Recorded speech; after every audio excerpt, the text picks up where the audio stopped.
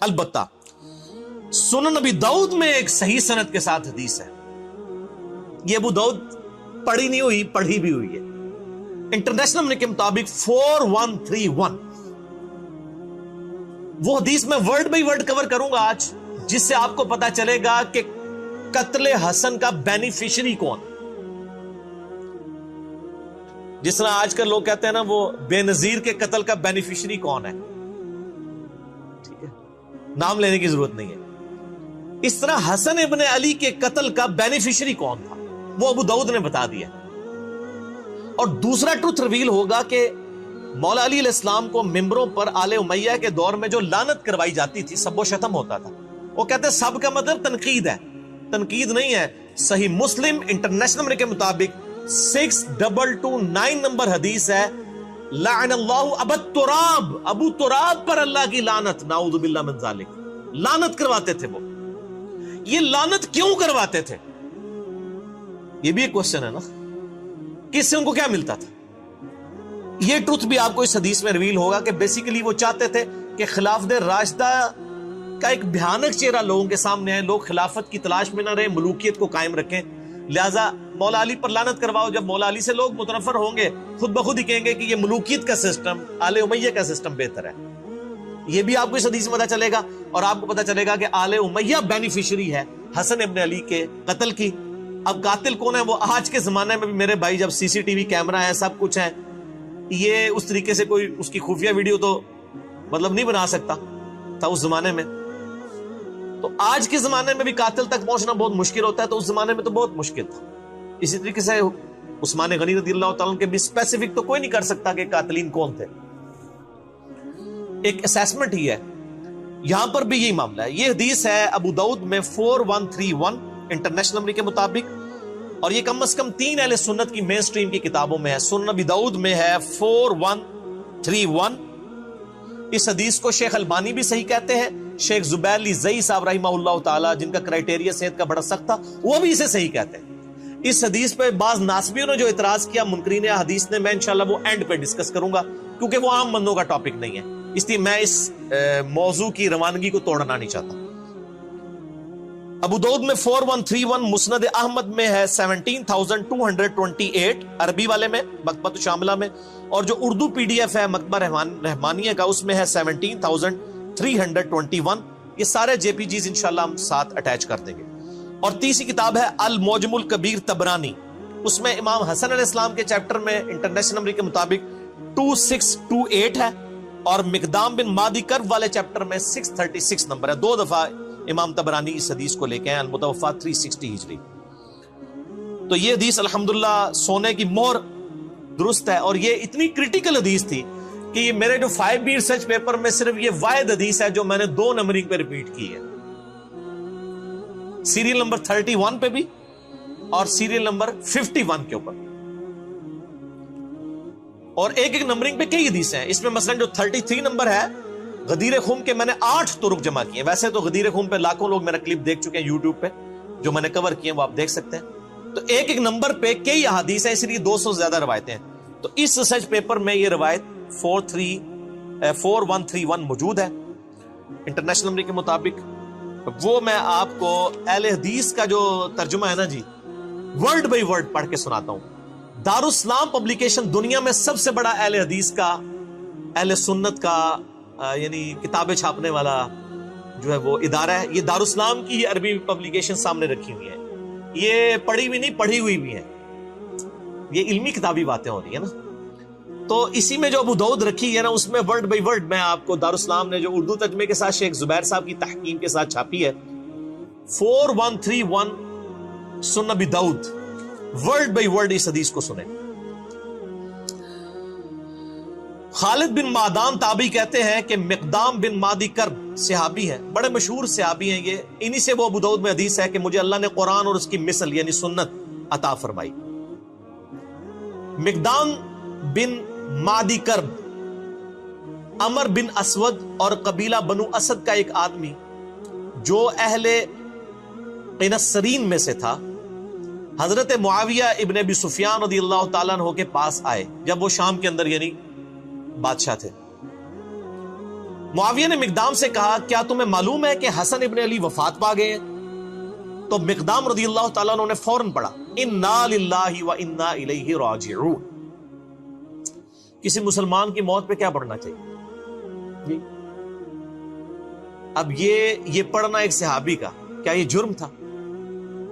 جب انہوں نے یہ پڑھا تو ابو داؤد نے کیا لکھا فقال له فلان، تو ایک آدمی نے، ایک مرد نے، فلاں شخص نے اس کے جواب میں کہا. اب یہ فلاں کون ہے؟ وہ حضرت معاویہ خود تھے، کیونکہ مسند احمد میں موجود ہے معاویہ نے مقدام سے کہا. ابو داؤد کی عادت ہے کہ وہ جب کسی صحابی کا غلط کام آ رہا ہو نا تو اس کو فلاں کر جاتے ہیں. ابو داؤد کے اندر کئی مثالیں میں نے اس پمفلٹ میں لکھی ہیں. جب فلاں شخص فلاں کو ملنے کوفے آیا تو علی پر لعنت کروائی. وہ سنن نسائی الکبریٰ کے اندر ہے کہ جب معاویہ ابن ابی سفیان مغیرہ ابن شعبہ کو ملنے کے لیے کوفہ آئے تو حضرت علی پہ لعنت کروائی. تو ابو داؤد نے فلاں فلاں کر دیا. میرا ایک یوٹیوب پہ کلپ لاکھوں لوگ دیکھ چکے ہیں. سنی اور شیعہ کی کتابوں میں حق چھپانے کی مثالیں. یہی کام ناج البلاغہ میں جب مولا علی کا خطبہ حضرت عمر کے بارے میں آیا تو شیعہ نے بھی وہاں پہ وہ فلاں شخص پہ اللہ کی رحمت ہو، اس نے دین کے لیے یہ خدمات کی. ایک کام شیعہ نے بھی پایا تو کام سنیہ نے بھی پایا. ٹھیک ہے نا جی؟ تو جدو کوئی کام پائے تو اس کام سے رسی کاٹ سکنے ہیں. اللہ دے فضل. یہ میں کوئی تکبر کے طور پہ نہیں، میں جسٹ جوک کے طور پہ بول رہا ہوتا ہوں، کیونکہ نام ہے وابی، نام ہے بابی، میں ہوں مسلم علمی کتابی. تو حضرت معاویہ نے کہا، مسند احمد میں بھی اور المعجم الکبیر طبرانی میں بھی موجود ہے جو میں نے نمبر بتایا، کہ حضرت معاویہ نے یہ کہا کہ اے مقدام، کیا تم حسن کے مرنے کو مصیبت سمجھتے ہو؟ انا للہ و انا الیہ راجعون. میں نے کہا تھا نا آپ کو پتا چلے گا قاتل کون ہے یہ تو ہم نہیں کہتے، لیکن بینیفیشری کون ہے، خوشی کسے ہوئی حسن کے مرنے پر؟ آل امیہ. انہوں نے کہا، اب مقدام بن مادی کرب کو بڑا غصہ آیا. انہوں نے کہا میں حسن کی وفات کو مصیبت کیوں نہ سمجھوں جبکہ رسول اللہ صلی اللہ علیہ وآلہ وسلم نے ان کو اپنی گود میں بٹھایا ہوا تھا اور فرما رہے تھے حسن مجھ سے ہے اور حسین علی سے ہے. یعنی مقدام بن مادی کرب کہتے ہیں میں نے نبی الاسلام کو خود دیکھا ہے کہ اپنے زانوں پہ ایک طرف حسن ابن علی کو بٹھایا ہے، دوسری طرف حسین ابن علی کو، اور کہہ رہے ہیں حسن مجھ سے ہے حسین علی سے ہے. اور یار جس نے نبی کو اتنی محبت کرتے ہوئے دیکھا ہو تو سر پھر اس شخص کی وفات کے اوپر اس کو پھر غم تو ہوگا نا. تو وہ حضرت معاویہ کو جواب دے رہے ہیں کہ میں کیوں نہ مصیبت سمجھوں جب نبی الاسلام اتنی محبت ان سے کرتے تھے. اور بخاری کے تو الفاظ میں نے بتایا نا ابن عمر کے، صحیح بخاری 3753، حسن و حسین دنیا میں میرے دو پھول ہیں. ٹھیک. ہائے ہائے ہائے. اب وہ جو اسدی شخص مقدام بن مادی کرب کے ساتھ گیا ہوا تھا نا حضرت معاویہ کو ملنے میں، آپ کو پتہ ہے شاہ سے زیادہ شاہ کے وفادار ہوتے ہیں چمچے. وہ چمچا تھا. اس نے دیکھا کہ جب معاویہ ہی توہین کر رہے ہیں حضرت حسن ابن علی کی، یہ بات کہہ کے کہ حسن کا مرنا کوئی مصیبت ہے، انہوں نے کہا میں بھی بیچ اپنا تھوڑا لچ تال دیا. تو اس نے کہا فقال الاسدی جمرۃ اطفأ اللہ، حسن تو ایک آگ کا کوئلہ تھا جسے اللہ نے بجھا دیا. انا للہ و انا الیہ راجعون. اللہ کی لعنت ہو ایسے لوگوں پر جو اہل بیت کے ساتھ بغض رکھنے والے تھے. صحیح مسلم میں حدیث ہے، علی سے محبت نہیں رکھے گا مگر مومن، علی سے بغض نہیں رکھے گا مگر منافق. صحیح مسلم 240. اور یہ آپ دیکھ لیں سیدنا علی کی اولاد کے ساتھ غدیر خم پہ جو نبی علیہ السلام نے کہا تھا میں اہل بیت کے معاملے میں تمہیں اللہ کا خوف دلاتا ہوں، 6225 سے 6228 تک صحیح مسلم میں وہ اہل بیت سے مراد مولا علی اور ان کی اولاد لی تھی. کیونکہ سن نسائی الکبریٰ میں مسند احمد میں آگے الفاظ ہے غدیر خم کی حدیث کے کہ مولا علی کا ہاتھ پکڑ کے نبی علیہ السلام نے صحابہ کے دوران یعنی غدیر خم پہ بلند کر کے کہا من کنت مولاہ فہذا علی مولاہ، جس کا مولا میں اس کا مولا علی، جس کا جگری یار میں اس کا جگری یار علی، جس کا آقا میں اس کا آقا علی. اور پھر کہا اے اللہ علی جو علی سے محبت رکھے تو بھی اس سے محبت رکھ، جو علی سے بغض رکھے تو بھی اس سے بغض رکھ. کیونکہ علی کی اولاد نہیں ذبح ہونا تھا نا. یہاں پہ بھی آپ دیکھ لیں وہ اسدی کہتا ہے کہ حسن تو آگ کا ایک انگارہ تھا ایک کوئلہ تھا داغتا ہوا جس کو اللہ نے بجھا دیا. یہ اس جملے کے اندر پوری قیامت ہے. آپ استغفر اللہ پڑھ رہے ہیں نا, اس ایک جملے کو اگر کھولیں نا تو میں گھنٹوں بول سکتا ہوں. یہ کسی کے لیے یہ جملہ کیوں بولا جاتا ہے کہ فلاں شخص دہتا ہوا انگارہ ہے؟ پرانے زمانے میں جب آپ نے آگ روشن کرنی ہوتی تھی تو دوسرے گھروں سے آپ کوئلہ لے کے آتے تھے. کوئلے کے اندر ہلکی سی آگ چل رہی ہوتی ہے, وہ آگ لا کے جب آپ لکڑیوں میں رکھتے ہیں تو لکڑیاں بھڑک اٹھتی ہیں. یہ لکڑیوں کو بھڑکانے والی چیز جو ہوتی ہے وہ ہوتا ہے دہتا ہوا کوئلہ. حسن کو اس نے دہتا ہوا کوئلہ کیوں کہا؟ چونکہ حضرت معاویہ نے صلح کی ہوئی تھی حسن ابن علی کے ساتھ کچھ شرائط کے اوپر. ان شرائط میں سے صرف ایک ہی شرط پوری کی تھی کہ جو مال غنیمت جو قرآن حکیم میں سورۃ الانفال میں آیا کہ اہل بیت کو 5واں حصہ ملے گا بیت المال میں سے, چونکہ ان پہ زکات نہیں لگتی, وہ دیتے تھے. باقی جو 4 شرائط تھی, نمبر 1 حضرت معاویہ رضی اللہ تعالیٰ عنہ خلفائے راشدین کے طریقے کے مطابق حکومت چلائیں گے, کوئی نہیں پوری کی. نمبر 2 حضرت علی کے ساتھیوں نے جو ہتھیار ڈال دیے ہیں صلح حسن کے بعد, وہ ان کے ساتھ ظلم و ستم نہیں ہوگا. آپ یہ میرا پمفلٹ پڑھیں, میں آج اس ڈیٹیل میں نہیں جانا چاہتا, وہ سب کچھ موجود ہے ان کے ساتھ کیا کچھ ہوا, بخاری مسلم سے میں نے ثابت کیا.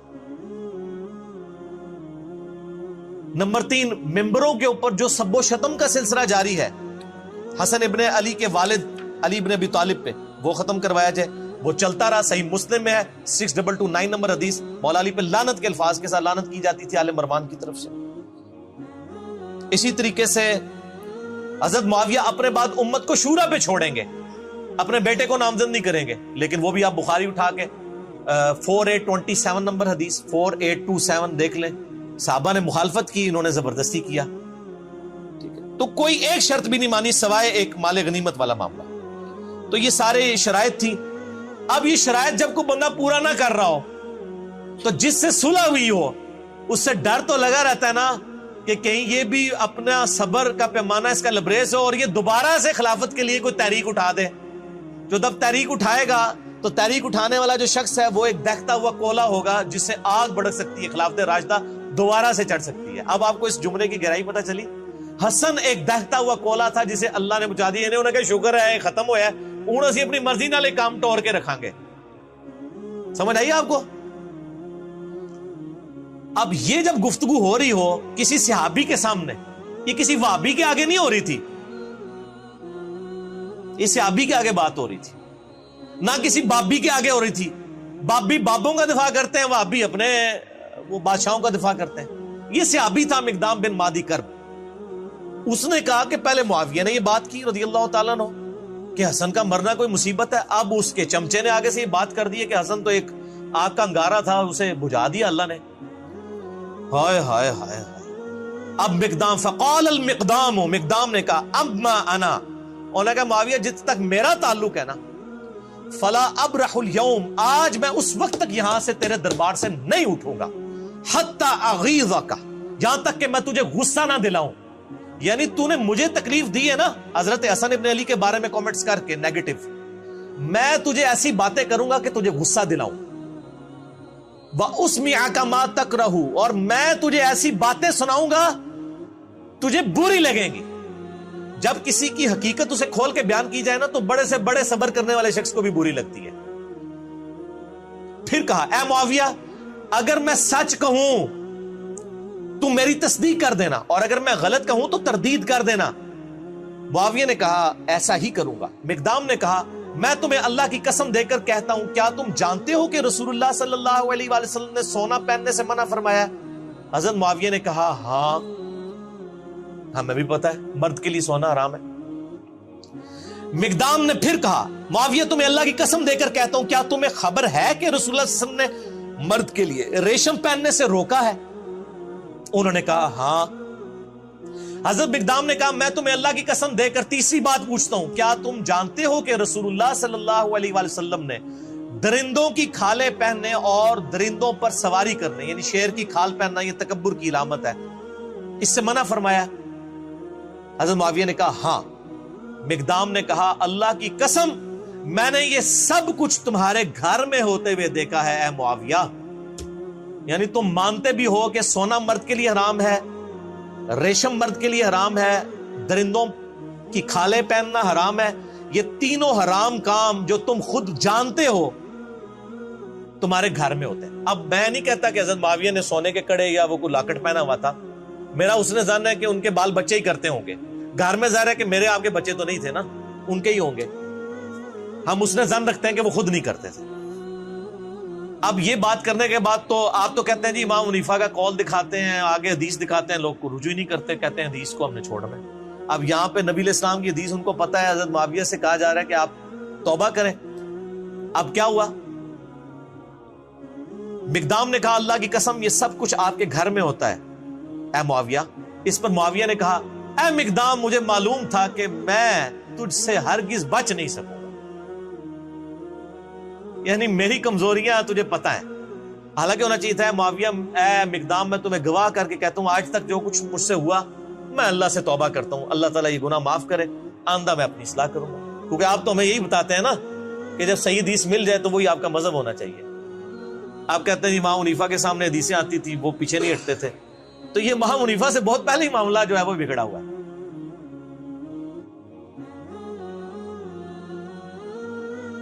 مجھے پتا تھا میں گلے ہی نہیں تیرے کو جیت سکتا۔ اے منو بھی کہہ رہے ہوتے ہیں او علی دی زبان بڑی لمبی ہے، وہ زبان نہیں لمبی، سچ ہوتا ہی اتنا طاقتور ہے کہ اس سے آپ جیت ہی نہیں سکتے۔